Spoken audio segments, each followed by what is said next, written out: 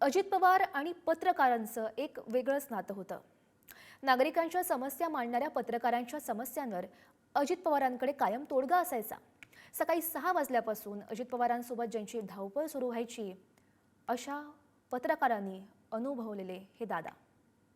अजित पवार आणि बारामती हे एक वेगळं समीकरण होतं. जयकुमार, काय नेमक्या आठवणी आहेत दादांच्या? कारण दादा राज्यभरात जरी असे कडक शिस्तीचे आणि त्यांचा धाक असला तरी बारामतीमध्ये आल्यावर त्यांच्या तो एक मायेचा ओलावा दिसत असेल. काय आठवणी आहेत? नक्कीच दादांचा स्वभाव आम्ही जे बघायचो बाहेर, म्हणजे मुलाखती भरपूर व्हायच्या, आम्ही इकडे मुलाखती करायचो. परंतु दादांचा तिकडं असणारा स्वभाव आणि इकडे असणारा स्वभाव यामध्ये प्रचंड बदल दिसायचा. कारण की बारामतीत आल्यानंतर त्यांची सिक्युरिटी असतील किंवा काय असतील, नागरिकांना त्यांनी कधीच असं म्हणजे इकडे धक्काबिक्की केलेली त्यांना दादांना आवडत नव्हती. किंवा कुठल्या कार्यकर्त्याला असं येत असताना जर कोण अडवत असेल तर दादा त्याला पदाधिकाऱ्याला जवळ येऊन झापायचे की तू का अडवतोय का म्हणून. त्यांना सकाळी 5:30 वाजल्यापासून दादांची काम करायचा झंझावती दौरा सुरू व्हायचा. आणि जी दादांची शिस्त जी म्हणाल तर ती बारामतीमध्ये आल्यावर आपल्याला पाहायला मिळेल. एक वेगळं नातं पत्रकारांचं त्यांचं देखील होतं. दादा फटकून असे म्हणजे रागवून बोलायचे, पण नंतर परत तेवढा देखील नंतर बोलून ऑफ रेकॉर्डमध्ये ते आमच्यावर चर्चा करायचे, कसं चाललंय, काय चाललंय, प्रत्येकाची विचारपूस करायचे, कुटुंबात कोण कोण काय काय करते, कोणाला काय अडचणी आहेत का, हे देखील ते जाणून घ्यायचे. म्हणजे कुणाच्या घरात काय चाललंय हे देखील दादांना माहिती असायचं. कुणाचे काय प्रश्न सोडवायचे आहेत, काय करायचे, ते लगेच ते स्वतःहून जाणून घ्यायचे. महाराष्ट्रातले नेते दिल्लीत जातात तेव्हा ते पत्रकारांना जास्त ऍक्सेसिबल असतात, कारण पत्रकारांचा आकडा कमी असतो, संख्या कमी असते. तुमच्याकडून जास्त आठवणी ऐकायला आवडते. नाही, एकतर 2009 पासून दादांचं राजकारण मी बघतोय. म्हणजे उपमुख्यमंत्री म्हणून ते 6 वेळा राज्याचे ठरलेले आहेत. विक्रम आहे त्यांच्या नावावर. आणि तू जसा विक्रांत उल्लेख केलास दिल्लीचा, एक तर ते ऑफ रेकॉर्ड दिल्लीत भरपूर भेटायचे पत्रकारांना. दिल्लीत एक चांगलं असतं ते म्हणजे कार्यकर्ते सोबत नसतात आणि सिक्युरिटी नसते, त्यामुळं तासन तास गप्पा मारलेल्या आहेत अजितदादांसोबत. म्हणजे आम्ही दिल्लीतल्या पत्रकारांनी, त्यात मी असायचो, मग तटकरेंच्या घरात असेल किंवा प्रफुल्ल पटेलांच्या घरात असेल. आणि एक सगळ्यात महत्वाचं सांगावं लागेल की अजितदादा एकदा बसले होते आणि ऑफ रेकॉर्ड असंच बोलत होते, सगळे विषय चालू झाले.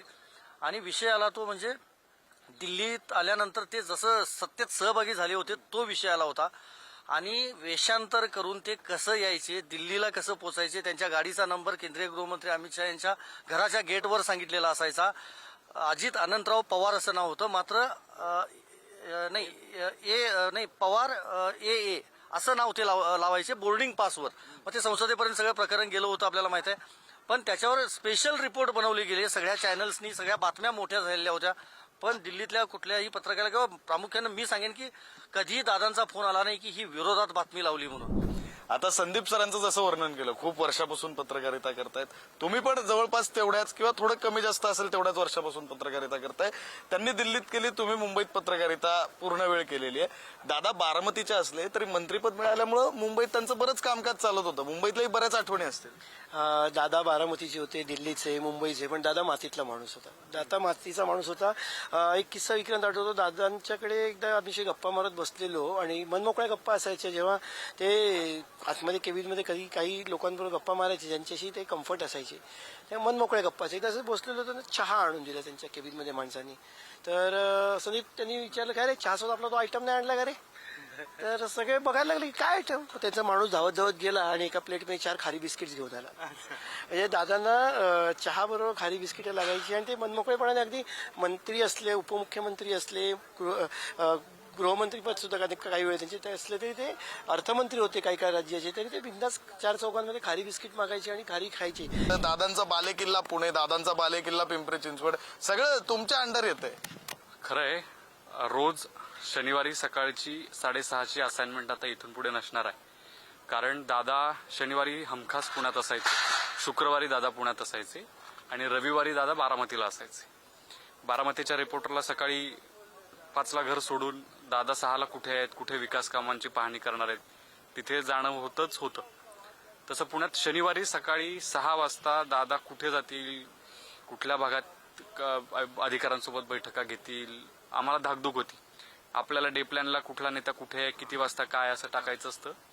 आणि दादांनी त्यांच्या जवळच्या लोकांना बजावून ठेवलेलं होतं की अजिबात आपला दौरा बाहेर जाता कामा नये. त्यांचा हेतू त्याच्या पाठीमागचा असा असायचा की मीडिया आली की मग 8-10 चॅनलचे 8-10 कॅमेरामन, रिपोर्टर, मग त्यांच्या गाड्या, मग त्यांचे चालक, मग अशी गर्दी होते आणि मग त्याचा लोकांना त्रास होतो. त्यामुळे दादा असं सांगायचं जवळच्या लोकांना की दौरा कोणाला द्यायचा नाही आणि आपण आपलं फक्त काम करायचं. आपण काय काम करतोय हे काही आपल्याला मीडियातून दाखवून त्याची प्रसिद्धीची हाव दादांना नव्हती. हे दर आठवड्याला दर शनिवारी आम्हाला जाणवायचं. इतर नेत्यांच्या बाबतीत तसं घडत नाही. नेत्यांचे आपल्याला मेसेज येत असतात की आम्ही इथे इथे इतक्या वाजता हे पाहणी करायला पोहोचतोय. पण दादांच्या बाबतीत तसं कधीही घडलं नाही. दादा कायम विकासासाठी झटत राहणारा माणूस. जवळच्या लोकांवर जितकं प्रेम तितकंच कितीही दुरून आलेला माणूस असला त्या माणसावरही तितकंच प्रेम. दादांकडे चिठ्ठी गेली की दादा त्या माणसाला भेटल्याशिवाय घराबाहेर पडायचे नाहीत, कार्यालयाच्या बाहेर पडायचे नाहीत. आणि दादांबद्दल भरपूर आठवणी आहेत, वैयक्तिक भरपूर आठवणी आहेत, भरपूर किस्से आहेत. दर शनिवारी किती तिखट प्रश्न विचारा, दादा त्यांच्या मोठ्या आवाजात 1 मिनिट असं म्हणायचे, पण लगेच काय तो प्रश्न असेल त्या प्रश्नाचं शांतपणे उत्तर द्यायचं. दादांनी कुठल्याच प्रश्नाला कधीच टाळलेलं मला आठवत नाही. किरण सर, आता तुम्ही आत्ता जॉईन केलंय, आपला प्रश्न चालू होता. किरण सर आपले नाशिकचे उत्तर महाराष्ट्राचे ब्युरो चीफ आहेत पुढारी न्यूजचे. प्रश्न असा चालू होता की दादांची फटकेबाजीची जी स्टाईल होती ती प्रचंड अलीकडच्या काळात तर सोशल मीडियामुळे खूप व्हायरल झाली होती. तुमच्या काही आठवणी आहेत दादांच्या फटकेबाजीच्या? तसं एक वेगळं कारण होतं. नाशिकमध्ये एक पत्रकार परिषद होती आणि आमचे सहकारी होते किरण म्हणून, माझे नावकरीच होते. दादांना एक कोणता तरी मुद्दा होता आणि त्यांनी विचारलं की दादा तुम्ही आता समाधानी आहात का. तर दादांना पत्रकार परिषद आटोपती घ्यायची होती आणि त्याच वेळेला